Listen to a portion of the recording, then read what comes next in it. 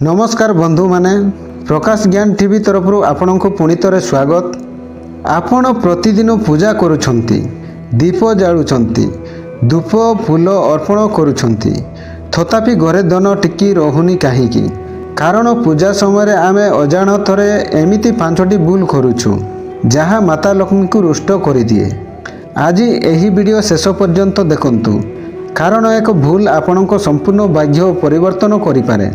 वीडियोटी आरंभ करने पूर्व आपण को मोर अनुरोध, वीडियो को गोटे गोटे लाइक करंतु एवं बहु मात्रा रे शेयर करंतु। जदि चैनल पाई नुआ ताहेले सब्सक्राइब मध्य करिनेबे।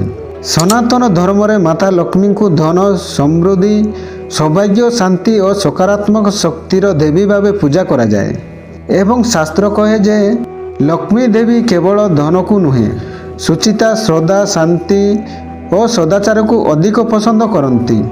सही कारण पूजा समय किसी भूल हेले लक्ष्मी देवी रुष्ट होई गोरु दूरे चली जाती बोली पुराण और लोकविश्वास कह जाए। प्रथम और सबुठारु बड़ भूल हेउछि पूजा समय असुचिता और असावधानता, जेपरिक स्नान न करी पूजा करिबा, अपरिष्कृत वस्त्र पिंधिबा, पूजा स्थान को असफा रखिबा, अस्थिर मनरे मंत्र जप करिबा। कारण लक्ष्मी देवी स्वच्छता और पवित्रतारे वास करती एवं जोठारे असलता मेला और अनुशासनहीनता रहे सेठारे से तांती नाही। द्वितीय भूल हेउछि पूजा समय क्रोध, झगड़ा, उच्च स्वर रे कथा, अपशब्द किंबा निंदा करिबा। कारण शास्त्र कहे जे जेउ घरे कलह और कटुबाणी थाए सेठारे लक्ष्मी देवी रही पारंती नाही। पूजा समय एपरि व्यवहार कले धन और सुख धीरे धीरे नाश पाए। तृतीय भूल हेउछि पूजा को देखा देखी किंबा केवल लोक देखाणिया पाई करिबा। मनरे श्रद्धा न थाई केवल दीप धूप जलाई मोबाइल कथबार्ता किंबा अन्य काम रे मन लगाई रखिबा।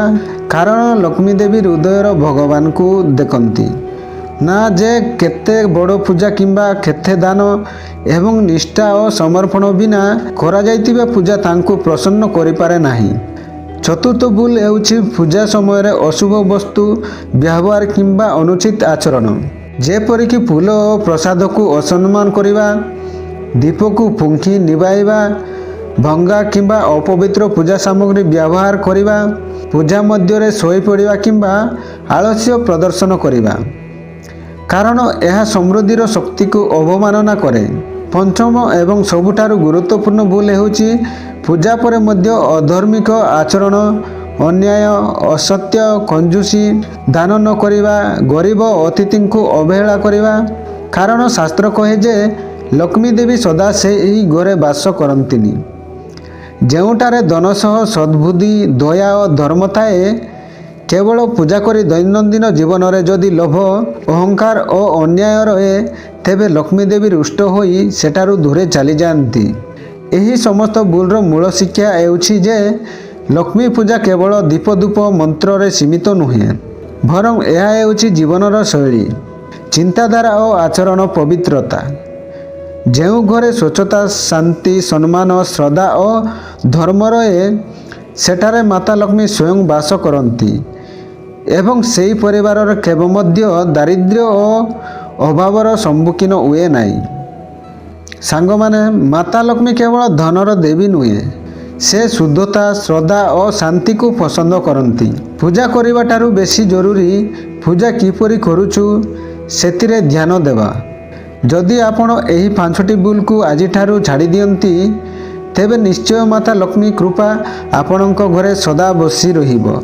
आपणको वीडियोटी किपरि लागिला आपणक मतामत कमेंट रे निश्चय जणांतु एवं वीडियोटी जदि भलो लागिथाए तेबे जय माता लक्ष्मी कमेंट करंतु एवं वीडियोटी को अन्य मानक शेयर करंतु। कारण पुण्य बांटिले बढ़े एवं आम चैनल पाई जदि नुआ ताहेले सब्सक्राइब मध्य करिनेबे। रहिली जय जगन्नाथ।